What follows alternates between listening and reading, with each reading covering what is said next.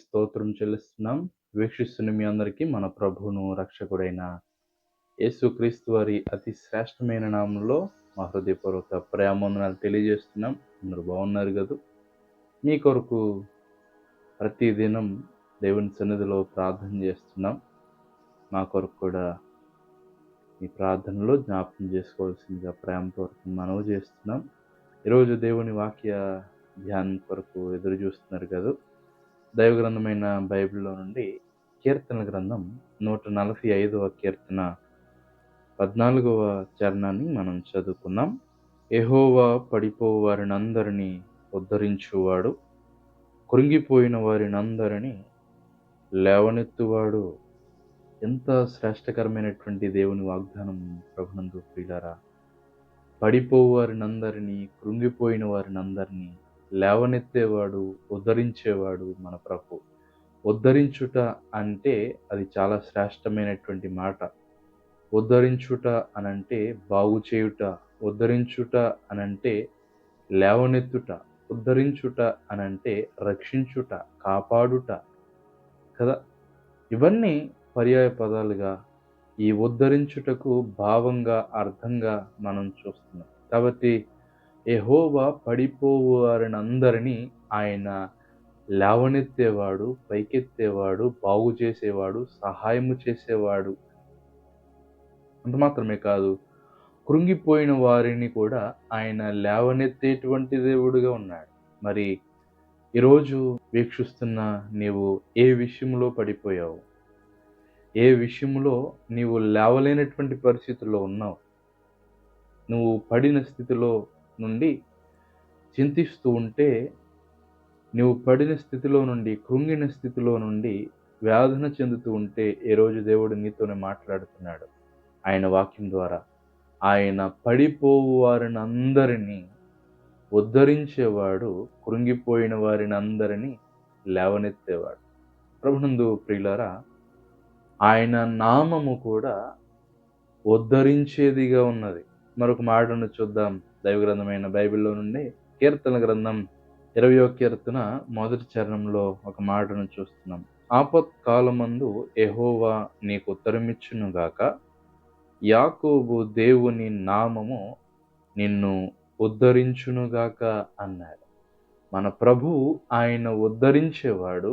ఆయన నామము కూడా ఉద్ధరించేదిగా ఉన్నది, బాగు చేసేదిగా ఉన్నది. ఆయన నామము కూడా సహాయము చేసేదిగా ఉన్నది. ప్రభునందు ప్రియులారా, ప్రభు అయిన యేసు క్రీస్తు వారు శరీరధారిగా ఉన్న దినాలలో ఆయన అనేక మందిని ఉద్ధరించాడు, ఆయన అనేక మందిని లేవనెత్తాడు, ఆయన అనేక మందిని బాగు చేశాడు. అది మాత్రమే కాదు, ఆయన చేసిన సువార్త పరిచర్యను, స్వస్థత పరిచర్యను చేత పట్టినటువంటి శిష్యులు సైతం ప్రభు అయిన యేసు క్రీస్తు నామము పేరట అనేక మందిని ఉద్ధరించినట్లుగా చూస్తాం. అంటే ఆయన నామములో కూడా ప్రభావం ఉన్నది, ఆయన నామము కూడా ఉద్ధరించేదిగా ఉన్నది. ఏంటి ఆయన నామం? ఏంటి ఆయన నామములో ఉన్న విశిష్టత ఏంటి అనంటే, యేసు అనే మాటకు అర్థము రక్షకుడు అని అర్థం. అంటే ప్రభువు ఆయన రక్షించేవాడు, ఆయన నామము కూడా రక్షించేదిగా మనం చూస్తున్నాం. మరొక మాటను చూద్దాం, చూడండి. రోమిలికి రాసిన పత్రిక 10వ అధ్యాయము 13వ వచనంలో, ఎందుకనగా ప్రభువు నామమును బట్టి ప్రార్థన చేయువాడెవడో రక్షింపబడును అని అన్నాడు.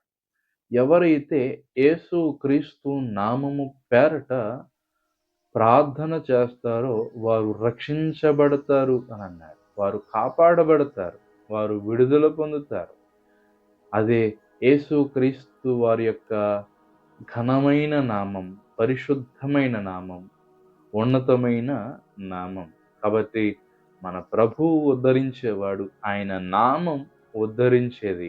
అయితే ఉద్ధరించుట అనే మాటను చూస్తున్నాం కదా, అది రక్షించేది. ఉద్ధరించుట అనంటే విడిపించేదని, సహాయం చేసేదని, పైకెత్తేదని అని అన్నాం. మరి వేటి నుంచి రక్షిస్తుంది ఆయన నామం? వేటి నుండి ఆయన రక్షిస్తాడు లేదా ఉద్ధరిస్తాడు అనంటే చూద్దాం, చూడండి. మరొక మాట కీర్తన గ్రంథం 9వ కీర్తన 14వ చరణంలో అంటున్నాడు, మరణ ద్వారమున ప్రవేశించకుండా నన్ను ఉద్ధరించువాడా అంటున్నాడు కీర్తనకారుడు. మరణ ద్వారము లేదా మరణములోనికి ప్రవేశించకుండా ఆయన ఉద్ధరించేవాడు అని అన్నాడు. మరణానికి పోకుండా, చనిపోకుండా లేదా మరణమవ్వకుండా ఆయన ఉద్ధరించేవాడు. ఏంటి ఆ మరణం? చనిపోకుండా యేసుక్రీస్తు ప్రభువుని నమ్మితే మనం చనిపోమా అంటే, మానవ జీవితంలో 2 రకాల మరణాలు మనం చూస్తాం. ఏంటి ఆ మరణం అంటే, ఒకటి భౌతికమైనటువంటి మరణం. రెండోది ఆత్మ సంబంధమైన మరణం.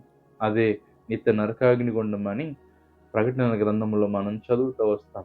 అయితే ప్రభునందు ప్రియులారా, యేసుక్రీస్తు ప్రభువునందు విశ్వాసం ఉంచితే, యేసుక్రీస్తు ప్రభువుని స్వంత రక్షకునిగా అంగీకరిస్తే, ఆయన నామము పేరట ఆయన నామము పేరట మనము రక్షించబడతాం. ఆయన నామము బట్టి మనము కాపాడబడతాం. అనగా రెండవ మరణంలోనికి మనము ప్రవేశించకుండా ఆయన మనలను రక్షించేవాడని, మనలను ఉద్ధరించేవాడని మనం చూస్తున్నాం. సరే మంచిది. ఆయన ఉద్ధరించేవాడు, ఆయన నామం ఉద్ధరించేది. మరి దేని నుండి ఆయన ఉద్ధరించువాడో, ఆయన నామం ఉద్ధరిస్తదో ఆలోచన చేశాం. మరి ఎలాంటి వారిని దేవుడు ఉద్ధరిస్తాడు చూద్దామా? చూడండి. దైవగ్రంథమైన బైబిల్‌లో నుండి కీర్తన గ్రంథం 41వ కీర్తన 12వ చరణంలో మనం చూస్తున్నాం. కీర్తనకారుడు అంటున్నాడు, నా యథార్థతను బట్టి నీవు నన్ను ఉద్ధరించి ఉన్నావు అని అన్నాడు.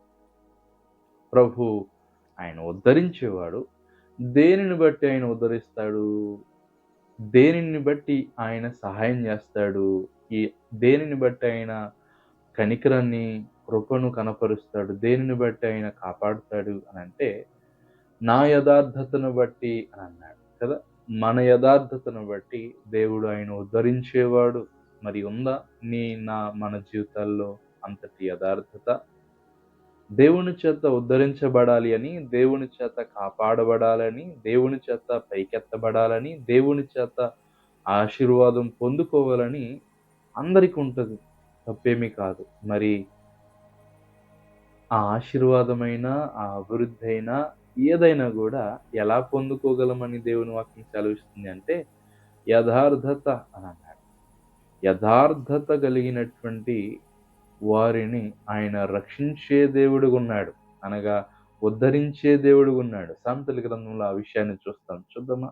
సామెతల గ్రంథం 28వ అధ్యాయము 18వ వచనంలో, యథార్థముగా ప్రవర్తించువాడు రక్షింపబడును అని అన్నాడు. ఇప్పుడు అర్థమవుతుందా? దేవుడు నా యథార్థతను బట్టి ఆయన ఉద్ధరించే దేవుడుగున్నాడు. ఒకవేళ నీ భక్తి జీవితంలో, నా భక్తి జీవితంలో, మన విశ్వాసపు జీవితంలో యథార్థత తక్కువైతే, యథార్థత కొరతగా ఉంటే సరిదిద్దుకుందాం. సరి చేసుకుందాం. దేవుని సన్నిధిలో ఆయనను అడిగి మన భక్తి జీవితాన్ని చక్కబరుచుకుందాం. దేవుని వాక్యం ద్వారా సరిదిద్దుకుందాం. తద్వారా దేవుని చేత ఆశీర్వదించబడదాం. దేవుని చేత కాపాడబడదాం. దేవుని చేత ఉద్ధరించబడదాం. కాబట్టి విన్న తలంపులు మర్చిపోకుండా వాక్యానుసారం మన జీవితాలను కట్టుకోగలిగితే ఆయన ఖచ్చితంగా ఆశీర్వదిస్తాడు, ఉద్ధరిస్తాడు, బాగు చేస్తాడు, కాపాడుతాడు, సహాయం చేస్తాడు. దేవుడి కొద్ది తలంపులు మనందరి వినికిడిలో దీవించి ఆశీర్వదించునుగాక. ప్రార్థన చేసుకుందాం. ప్రేమల తండ్రి, కృపయు కనికరం కలిగిన మా దేవ, మీ ఘనమైన నామమును బట్టి స్తోత్రములు. ఇంతవరకు మీరు అందించిన తలంపులను బట్టి మేము స్తుతిస్తున్నాం. మీరు ఉద్ధరించువాడు అని, నాయన మీరు కాపాడే దేవుడు అని, మీరు రక్షించు దేవుడు అని, మీరు మాకు ఇచ్చిన అంశాన్ని బట్టి స్తోత్రములు. మరి నాయన మమ్మల్ని రక్షించేది, మమ్మల్ని ఉద్ధరించేది మాలో ఉన్న యథార్థతను బట్టి అని ఆయన మరొకసారి మీరు మాతో మాట్లాడిన విధానమును బట్టి స్తోత్రములు.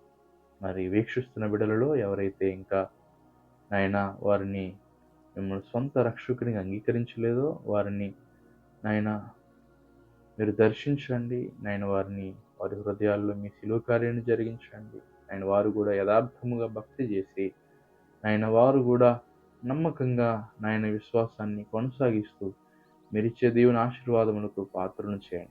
వీక్షిస్తున్న బిడ్డలలో ఇంకా ఎవరైతే బలహీనులు ఉన్నారో, అవసరతలు కలిగి ఉన్నారో ప్రతి ఒక్కరిని నాయన మీరు దర్శించండి. వారి ప్రతి అవసరతను అక్కరను మీ కృపా మహదర్శనములు తీర్చి మహిమనందుదురని మీ దయగలిగిన హస్తములకు అప్పగించుకుంటూ ఉద్ధరించువాడైన యేసు క్రీస్తు వారి శ్రేష్టమైన నామంలో స్తోత్రములు ప్రార్థిస్తున్నాం మా ప్రియ పరలోకపు తండ్రి.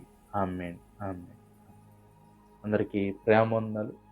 మిమ్మల్ని మీ కుటుంబాలను దేవుడు దీవించి ఆశీర్వదించును గాక. ఆమేన్.